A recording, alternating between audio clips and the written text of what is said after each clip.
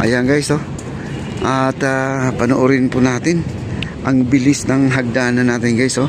Kahapon pa lang ay nagbubuhos pa lang sila ng semento. Ngayon, oh, kita nyo naman, oh. Meron ng baluster, oh. Naka-baluster na, oh. Meron ng handrail kagad, oh. Ang bilis, oh. Allah. Ang bilis ng pangyayari. Doon din sa taas, magkakaroon ng plant box sa itaas ito. Yung pinaka-balcon guys, oh. Meron. Ayan na si Master. Ayan si Master. Ayan, magaling sa mga baluster po yan guys.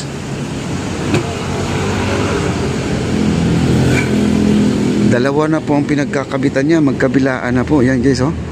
Ayan, oh. Ngayon ay sa kasalukuyan mga kaibigan, sila po ay naglalagay na po ng palaman. Ayan.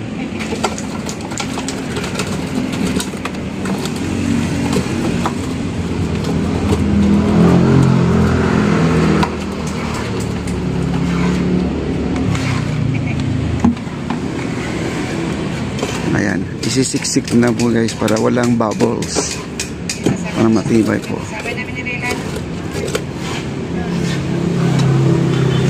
Ayan, hanggang sa taas na po yan guys. Siguro bukas tapos na po ito yung baba, no? Bago maglalagay ng handrail, yung pinaka papag niya, yung hawakan mismo, baka bukas ay buo na po ito. Ayan. At saka tinanggal kagad yung mga habang basa pa. Kasi kapag yan ay tumigas na mahirap na po tanggalin yan.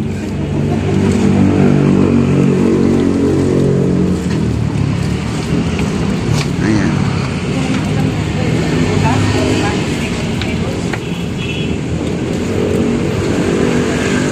Yung mga simentong nahuhulugan guys, ayan si Kuya.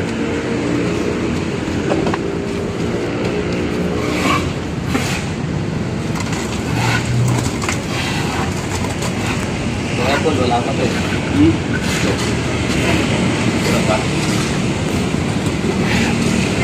Ang bilis guys, no?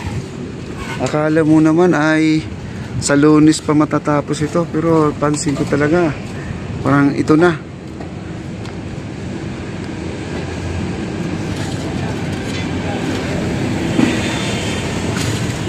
Itong hagdanan daw guys, ang sabi ng yung contractor ay mahigit sa 50,000 na to kung ikaw ay magpapatayo sa bahay mo ng hagdanan ganyang kalaki, kasama yung sa pinakataas mismo. Yan, yung papag din sa itaas, umabot ng mga ganong halaga guys. Kaya hindi basta-basta po pag nagpapagawa po tayo ng bahay, kailangan po talaga may budget guys. Hindi po pwede matenga po ang bahay, kailangan talaga matatapos. Kaya nito may budget po ito, kaya mabilis lang po ito.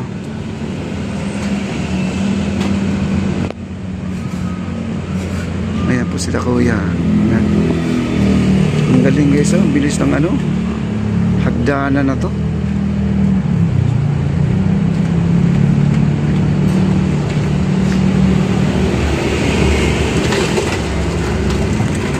Ayan, at nilalagyan po ng palaman, no? Importante po yung mga palaman na yan para matibay po ang ating baluster. Kasama isa yung maganda.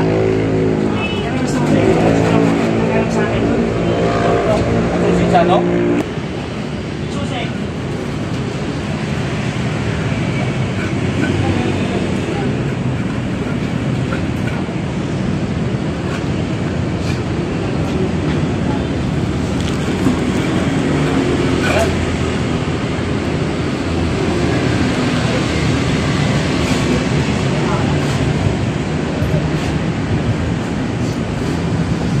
Wow. Akyat po tayo dun sa second floor. Akyat po tayo. At saka yung plant box doon sa itaas.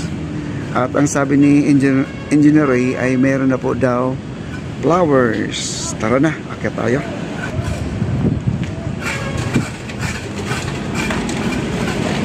Tuloy-tuloy na po ang kanilang pagbuhos dito guys, oh. Ayan. Akyat po tayo ha. Ayan guys, puntahan po natin, may naglalagay po ng halaman, no. Nakita natin yung portable truck natin at sila pa ay magbababa po ng halaman. At dito sa baba ay nagbubuhos na po sila ng mga simento para doon sa baluster, no. At dito po tayo sa itaas. Tingnan po natin yung yung naglalagay ng mga lupa. Ayan, singit muna natin to. Ayan si Kuya.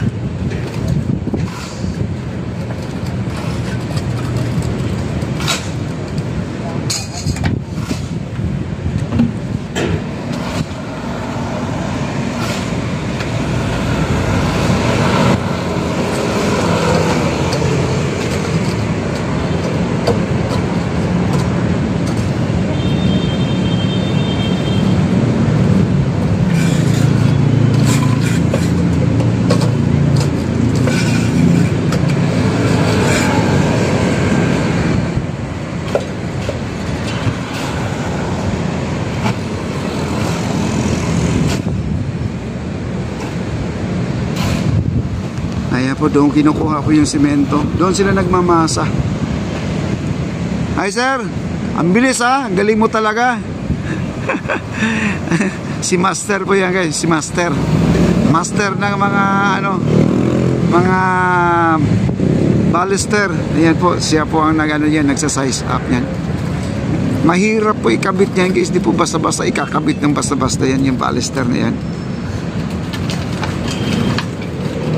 Kailangan pag nagbubuhos ka dyan mga ganyan, maingat na hindi matuluan yung katawan ng baluster kasi yan ay pag tumigas hindi na po matatanggal kasi siya po ay gawa sa fiberglass, no? Fiberglass po kasi yan at may hulmahan kaya may butas po siya. Ayan, no? Maingat po sa paglalagay ng mga ganyan guys.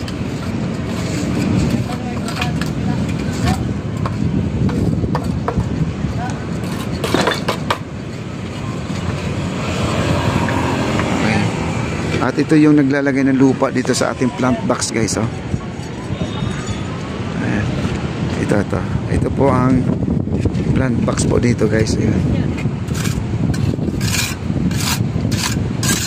Ayan, may plant box dito sa ating sa ating hagdanan na to. Sana kung ito ay fountain, no? Napakaganda siguro pag fountain ito.